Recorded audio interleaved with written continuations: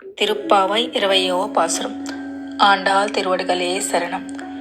33 அமரர்க்கு முன் சென்றோ கப்பம் தவிர்க்கும் கலியே துயிலஜாய் செப்பமுடையாய் திரளுடையாய் செத்தார்க்கோ வெப்பம் கொடுக்கும் விமலா துயிலஜாய் செப்பன்னமென் முலை செவ்வாய் சிறுமருங்கள் நப்பின்னை நங்காய் திருவே துயிலஜாய் உக்கமும் தட்டொலியும் தந்தன் மணாலனை இப்போத்தே எம்மை நீராட்டேலோ రెంబావాయ్.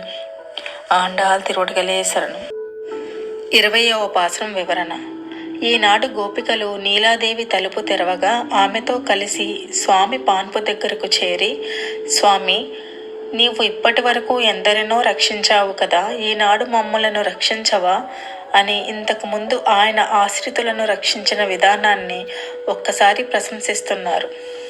దేవతలు 33 కోట్లు అంటే అది సంఖ్య కాదు, 33 వర్గములు. ఆ 33 వర్గముల దేవతలకు ఆపదలు కలిగినప్పుడు వారిని కాచావు కదా, వారికి అమరత్వము ప్రసాదించావు కదా. అమరత్వము ప్రసాదించిన అనర్థాలు వస్తే వాటిని తొలగించావు కదా. తొలగించడమే కాదు, వారికి ముందు నిలిచి వారికొచ్చే ఆపదలు నీవే భరించి వారి యొక్క భయాన్ని తొలగించావు కదా. అట్లాంటి మా స్వామివే, స్వామి, నిద్రలేచి మాకు కలిగిన భయాన్ని కూడా తొలగించవా. మేము ఏమైనా నిన్ను కొండమోయమన్నామా, లేక పొట్టివాడు అవమన్నామా, లేక యాచించమన్నామా? ఏమీ అక్కరలేదు. మేము కేవలం అబలలం. మాకు కావలసినది నీ దర్శనమే. మమ్ములను అనుగ్రహించి నీ దర్శనాన్ని మాకు ప్రసాదించు. దానికి విరోధులైన మా అజ్ఞానాన్ని, అహంకారాన్ని తొలగించు.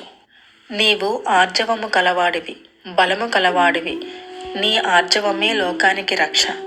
ఆర్జవమనగా మనస్సు, మాట, చేత ఏకరూపముగా ఉంటుంది.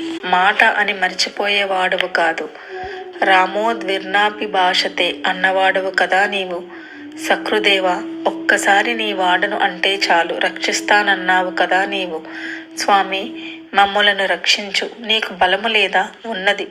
14,000 మంది రాక్షసులను ఒక్కడవు చంపిన వాడవు కదా నీవు. ఆనాడు యుద్ధములో ఎదురుగా ఏమీ చేయలేక కేవలము దిశములతో ఉన్న రావణాసురుని వెళ్ళు, అనుమతిస్తున్నాను, రేపురా ధనస్సు రథము తీసుకొని అని వెనకకు వదిలిన బలశాలివి. అంతేకాదు, శత్రువులకు భయమును కలిగించేవాడివి. నీ పేరు చెబితేనే భయము శత్రువులకు. ఆనాడు మారీచుడు తాను నిన్ను ఎప్పుడో చూసి నీ చేత దెబ్బతిని రా అనే అక్షరం మొదట గల పేరు వింటేనే గజగజ వణికేవాడు కదా. అట్లాంటి బలశాలివే, పరాక్రమశాలివే, ఆశ్రిత రక్షకుడవే, మమ్ము రక్షించవా? ఎవరు మమ్ము రక్షించేది? ఎందుకు? మేము ప్రార్థించామని కాదు. రక్షించి ఏమైనా ప్రత్యుపకారమును కోరతావా? కోరవు. మరేమి నీ కర్తవ్యం చేశానని ఊరుకుంటావా? కాదు. అయ్యో, వీరికి ఆపద కలిగిందే, నేను రక్షించకపోతే నా స్వరూపమే నశిస్తుందే అని రక్షించేవాడవు. కాబట్టి ప్రార్థన కాని, ప్రత్యుపకారము కాని, కృతజ్ఞత కాని కోరకుండా ఉపకరించేటటువంటి నిర్మలమైన స్వభావము కలవాడవు కదా.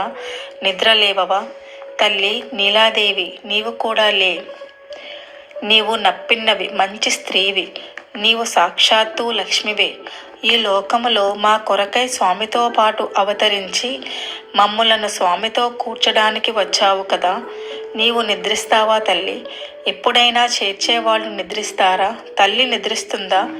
తండ్రి నిద్రించినా లేపి రక్షింపచేస్తుంది కదా. ఈమెనే స్త్రీ అన్నారు. స్త్రీ అంటే జీవుల చేత ఆశ్రయింపబడేది, స్వామిని సంతతము ఆశ్రయించి ఉండేది, మన మొరలను వినేది, స్వామికి వినిపించేది, మనలో ఉండే దోషాలను తొలగించేది, మనలో గుణములను పోషించేది. అట్టి స్త్రీవి నీవు. ఇట్టి నీవే నిద్రించుట తగదమ్మా. లేవమ్మా, లేచి ఈనాడు మాకు వ్రతమునకు కావలసినవి ఒక అద్దమో విసనకర్ర ఇయ్యవమ్మా.